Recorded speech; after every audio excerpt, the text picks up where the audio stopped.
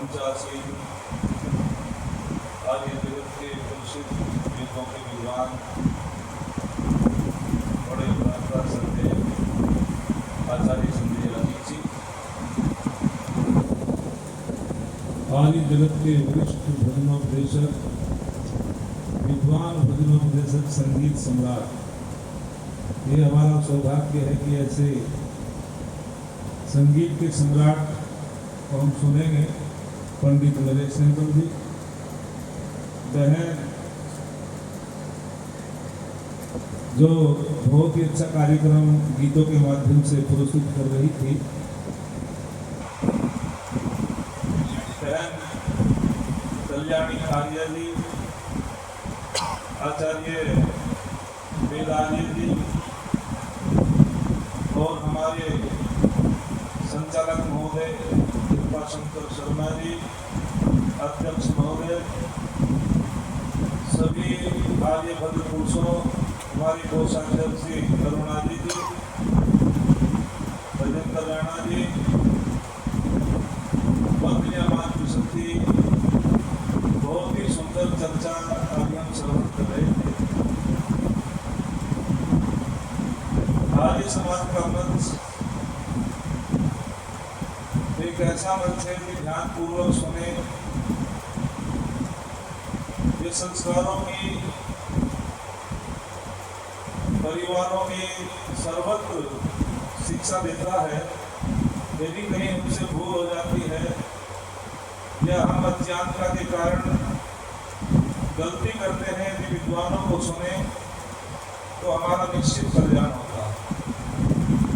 ऋषि दयानंद का इतना बड़ा उपकार, विशेषकर नारी जाति के उत्थान की बात यदि किसी ने की तो वो ऋषि दयानंद ने की। स्वामी दयानंद से पहले मातृशक्ति को पढ़ने का अधिकार नहीं था, यज्ञों को धारण करने का अधिकार नहीं था, हवन में आहुति देने का अधिकार नहीं था। आर्य समाज के कार्यक्रमों में अधिक से अधिक संख्या में माता बहनों को आना चाहिए, क्योंकि जब तक हमारी माता बहनें इस आर्य समाज के सिद्धांतों को नहीं समझेगी, समाज में परिवर्तन नहीं होगा। मैं अधिकार पूर्वक कहना चाहता हूँ, अपनी बेटियों को जब तक हम गुरुकुल में नहीं पढ़ाएंगे, आज इतना पाखंड अंधविश्वास घर घर में है, नास्तिकता फैल रही है। अंधविश्वास के कारण लोग जो है अविद्या के रास्ते पे चल रहे हैं। एक मंत्र के माध्यम से मैं आपके बीच में थोड़ी सी बातें रखता हूँ। स्वामी दयानंद का कितना बड़ा उपकार, ऋषि जी ने हर क्षेत्र में कार्य किया, कोई ऐसा क्षेत्र नहीं था स्वामी जी ने कार्य न किया हो। एक मंत्र के माध्यम से थोड़ी सी बातें आप ध्यान पूर्वक सुनेंगे। एक मंत्र, और उस मंत्र का भाव बहुत ऊंचा है। संग्राम पादकौ हरे माते कृष्णपतौ कृष्ण स्त्री ही ब्रह्मा बहु विदय। मंत्र में कहा गया अधर, हे नारी तू नीचे को देखकर चल। नारी के मर्यादाओं की बात कही गई। हे नारी तू नीचे को देखकर चल, अर्थात ऊपर को मत दे। या नीचे को देखने का अर्थ है कि तेरी नैनों में लज्जा हो, और जितने तेरे पति का सामर्थ्य है तो उसी में खर्च कर, पड़ोसी की होड़ मत कर। और आगे बहुत सुंदर कहा कि तू अपने पैरों को संभाल संभाल करके चल, सावधानी से चल।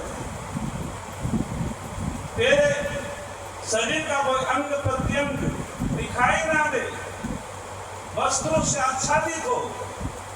अर्थात यहाँ वेद मंत्र सीधा सीधा प्रकाश डालता है। जो नारी को सुसंत्रासा कहा वेदों में, अर्थात जो अच्छी प्रकार से, भली प्रकार से, अपने चरित्र से, अपने सदाचार से, अपने व्यवहार से, अपने दोनों गुणों को चमका देती हो, वो नारी ब्रह्मा होती है, वो नारी पूजनीय होती है, वो नारी वंदनीय होती है, जिसके अंदर ये गुण होते हैं। लेकिन नारी के लिए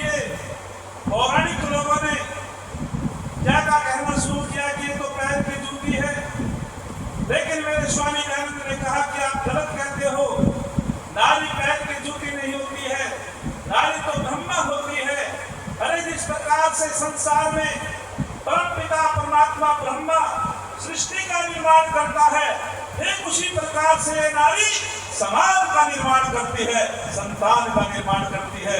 ये तो ब्रह्मा होती है, इसको ब्रह्मा कहा। एक उदाहरण मैं देना चाहता हूं। एक पुस्तक है, जिन्होंने संस्कृत पढ़ी उन लोगों को पढ़ने का मौका मिला। भ्राता जी हमारे बहुत विद्वान हैं दोनों। अष्टाध्याय नाम की पुस्तक और उसकी व्याख्या काशिका नाम की पुस्तक में की गई। पौराणिक लोगों ने एक सूत्र आता है शोकः, और उन्होंने उसकी व्याख्या जो की कि शोक का कारण क्या है, दुख क्यों आते हैं, कलेश क्यों आते हैं, तो उन्होंने जो व्याख्या की, ज्ञानेंद्र नाम के विद्वान हुआ करते थे पौराणिक, तो उन्होंने वो व्याख्या गलत तरीके से की। उन्होंने कहा कि शोक का कारण है कन्या शोकः, अर्थात जिस घर में कन्या का जन्म होता है वहां शोक होता है, वहां दुख उठाना पड़ता है। लेकिन जब मेरे स्वामी दयानंद ने उस व्याख्या को पढ़ा, उनको दुख हुआ कि कन्या का जन्म शोक का कारण नहीं होता है। फिर कन्या तो पूजनीय होती है, देवी होती है, कन्या तो एक घर की शोभा होती है। अरे जिसमें कन्या गृहिणी होती है, गृहिणी से घर होता है, चार दीवारी का नाम बोलो, घर घर नहीं होता है। तो ऋषि दयानंद का कितना बड़ा उपकार है। स्वामी जी ने कहा कि एक गलत व्याख्या गलत तरीके से की गई है, ये तो अन्याय किया गया है नारी जाति के ऊपर। तो मेरे ऋषि दयानंद कहते हैं कि कन्या का जन्म शोक का कारण नहीं, और स्वामी जी कहते हैं अविद्या शोक है, अर्थात जो अविद्या में पड़ जाता है उस व्यक्ति को शोक उठाना पड़ता है, उस व्यक्ति को कलेश झेलने पड़ते हैं। अविद्या शोक का कारण है, कन्या का जन्म शोक का कारण नहीं है। ये ऋषि दयानंद ने व्याख्या प्रस्तुत की और अनेक लोगों ने परिभाषाएं दी। एक नारी विद्वान के पास पहुंची, उसने कहा कि आपका क्या चिंतन है, आप नारी को क्या समझते हैं? तो कह दिया नारी नरकस्य द्वारम, नारी तो नरक का द्वार है। दूसरे विद्वान के पास पहुंची, एक ने तो कह दिया कि नारी के अंदर तो आत्मा ही नहीं होती है। बाइबल में लिखा, ओल्ड टेस्टामेंट अध्याय में लिखा, नारी के अंदर तो आत्मा नहीं होती है। एक पादरी साहब प्रवचन कर रहे थे, अरे स्वामी दयानंद का कितना बड़ा ऋण है हमारे ऊपर। यदि स्वामी जी ना होते तो आज तुम इंटर कॉलेज में, डिग्री कॉलेज में अध्यापन कार्य न करते। यदि ऋषि दयानंद ना होते, एक उदाहरण मेरे याद आ जाता है। प्रकाशवीर शास्त्री जी बड़े उद्भट विद्वान और हमारी श्रीमती इंदिरा गांधी प्रधानमंत्री जी हुआ करते थे, और प्रकाशवीर शास्त्री सांसद हुआ करते थे, आर्य समाज के उद्भट विद्वान थे।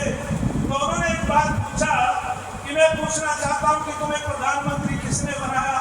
तो इंदिरा गांधी जी ने कहा कि जनता ने। दोबारा से फिर पूछ लिया कि मैं पूछना चाहता हूं कि तुम्हें प्रधानमंत्री किसने बनाया?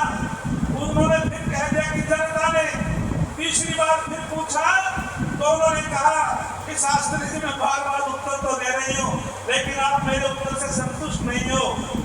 तो तब प्रकाशवीर शास्त्री जी ने कहा था कि जनता तो तब भी थी स्वामी दयानंद से पहले, जब तुम्हें पैर की जूती कहा जाता था। जनता तो तब भी थी जब नारी के अंदर आत्मा नहीं मानी जाती थी। जनता तो तब भी थी, नारी को कह जाता नारी की छाया पड़त अंधा हो मुझे, उनकी कागती बोलो जो नित नारी के संग। इस प्रकार से तुम्हारा अपमान होता था। तब प्रकाशवीर शास्त्री जी ने कहा यदि तुम्हें प्रधानमंत्री बनाने का श्रेय जाता है तो स्वामी दयानंद को जाता है। यदि ऋषि दयानंद न होते तो तुम्हें प्रधानमंत्री कौन बनाता, तुम्हें कौन शिक्षिका बनाता? ये उदाहरण प्रकाशवीर शास्त्री जी ने दिया। तो मैं आपके बीच में बता रहा था, पादरी साहब प्रवचन कर रहे हैं और वे कहते हैं कि नारी के अंदर आत्मा नहीं होती, लेकिन एक नारी वो वैदिक परिवार से थी, पढ़ी लिखी थी, वो भी उस सभा में बैठी हुई। उन्होंने पादरी साहब को कहा कि तुम क्या कहते हैं कि नारी के अंदर आत्मा नहीं होती? बोले हम तो उसको सच मानते हैं जो बाइबल में लिखा हुआ है। बाइबल में लिखा है कि नारी के अंदर आत्मा नहीं होती। उस नारी ने जोरदार थप्पड़ लगाया। पादरी साहब घूम गए और पादरी साहब जज साहब के पास गए। बोले भली सभा में एक नारी ने मेरा अपमान किया है, थप्पड़ मार के अपमान किया है, तो उस नारी को भी लोग थे। तो नारी ने कहा मैंने तो थप्पड़ नहीं मारा जज साहब। बोले जी एक सवाल है, पूछो, इनके सामने मेरा अपमान क्या है, थप्पड़ मारा है। तो उस नारी ने कहा कि जज साहब एक बात बताओ, पादरी साहब कह रहे थे कि नारी के अंदर आत्मा नहीं होती, जब मेरे अंदर आत्मा नहीं है, मैं तो बिना आत्मा के हूँ, निर्जीव हूँ, तो मैंने थप्पड़ कैसे मारा? बोलो। इस तथ्य को सुन करके आर्य समाज के परिवार की बना रही थी। जब ये तथ्य दिया जज साहब के सामने, और जज साहब ने कहा क्यों पादरी साहब आपने ये बात कही थी कि नारी के अंदर आत्मा नहीं होती? बोले हमारी तो बाइबिल में लिखी हुई है। उनको फिर न्यू टेस्टामेंट अध्याय में लिखना पड़ा कि नारी के अंदर आत्मा भी होती है। एक सरे दयानंद हो गया। अरे ये तो कहते थे कि पृथ्वी चलती है, बाइबिल वाले कहते हैं कि सूर्य पृथ्वी का चक्कर लगाता है।